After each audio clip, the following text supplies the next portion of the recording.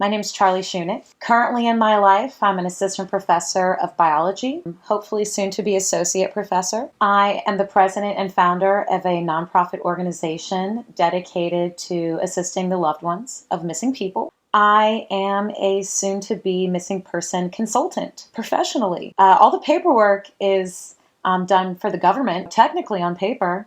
I am a missing person consultant. I'm here today to make this intro video just to talk about who I am, my experience, and what I'm going to be doing with this business. Hopefully, some of you guys will like it and follow me along and learn more about missing persons. And of course, if you're suffering with a missing person in your life or you know someone who is, send them my way. Currently at the school that I'm working at, I was hired to teach anatomy and physiology, and I do. If you're not familiar, human structure and function. I love it. I love physiology. My background's in neuroscience. It's been super fun. I've learned how to do all kinds of new scientific techniques, and I get to teach forensics through them as well. Doing the biotechnology thing and the forensic thing there has really allowed me to merge my two careers together. That always helps me work on missing person cases as well. Outside of that, I've been doing my nonprofit, which is Resource Association for Missing People, also known as RAMP or RA Missing People. We have been in operation since 2012. We're actually celebrating 10 years of 501c3 status September 10th this year. It's been really fulfilling and I love it very much, and I feel grateful and lucky every day that I have been given this platform. I first got involved in the world of missingness on May 19th, 2012, when my younger sister Michaela Mickey Shunick went missing. Maybe I'll do a longer recap about my sister's case sometime. I don't know, but it was a pretty high profile case for the time. This was right when social media was really taking off. The social media aspect of my sister's case allowed it to absolutely explode, where it went national by like day 2, meaning we were speaking with national media, to international in just a matter of days. While my sister was missing, I sort of became the face of her campaign or spokesperson outside of her face because we looked so similar. That's how you sort of learn stuff about yourself. Who knew that I was good at public speaking or good under pressure, or that I could function for so long without sleeping?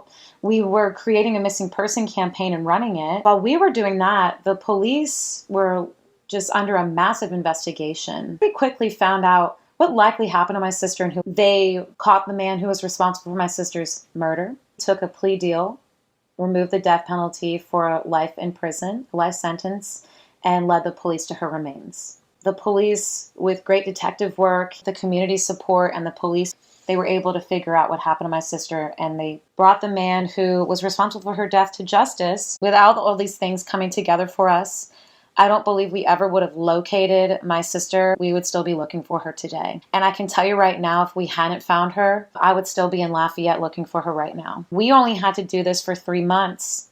I've worked with families that have been doing this for 3 years, 30 years. People do it until they die. The missingness is something that I can never describe in words. It is pure psychological and emotional torture. Your mind goes absolutely wild with imagination, and it never stops until you know what happened to them. And of course, after so long, you can accept that that person's probably no longer alive anymore, but it still doesn't give you peace. And even when you recover your loved one, there's never closure. You have a place where you don't have to have your imagination ruin your life anymore, but you never, ever get over it. There are people that we know and love that are suffering with this every day.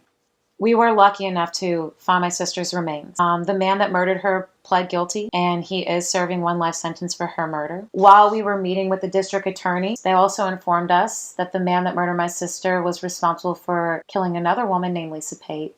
He was suspected of killing her for many years. They just didn't have enough evidence. With my sister's murder, they finally had enough evidence, and he pled guilty to her murder as well. So he's serving 2 life sentences, and he is in solitary confinement in Angola.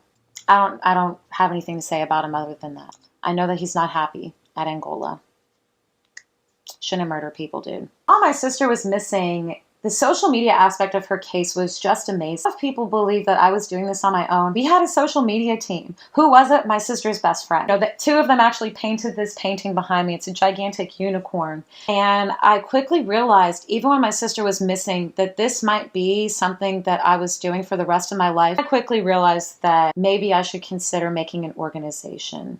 I thought about doing a charity or something along those lines. I met this wonderful woman from Australia who started her own charity, Mist Australia. And one of her products is just behind me. And I figured if I got 501c3 status, I would be a lot more likely to get donations and get grants and stuff like that. Little did I realize that grants for missing persons don't really exist. And because we work on all cases all over the country, it was really hard to find funding. Anyway, I started this nonprofit resource association for missing people. A lot of people ask, well, what do you do when someone has a missing loved one and they contact us? We guide them with what we believe is best for them and their missing loved one. And more than anything, we're a safe shoulder to lean on. With that being said, if you would like for me to maybe create a quick video or TikTok or something about your missing loved one, or if you need assistance, please email me here,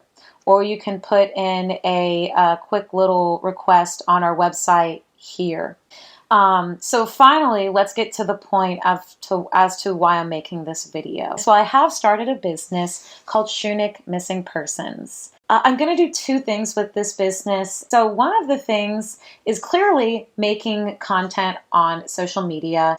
The major overarching concept of this content is educational content about missing persons. The other route that Shunick Missing Persons is going to take is going to be working with criminal justice professionals. So I've done speeches about being a living victim, about my lived experience of going through this high-profile case and what it's like to suffer with a missing person. But more importantly, I am here to look at your missing person policy and review and update it if necessary. Of course, if your department or division does not have missing person policy, I am also here to write it and create it for you. Of course, I have a pricing list and everything. If you're interested, please again, email me here and we can talk about what you need. The last thing I'll say about all of this content that I'm creating, this is going to be based on my personal experience, my scientific and educational background, and my opinion. It is not meant to be sensationalized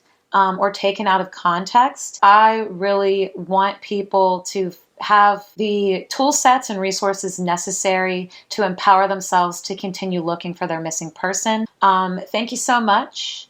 It's been nice talking to a bunch of strangers. I'll be seeing y'all soon.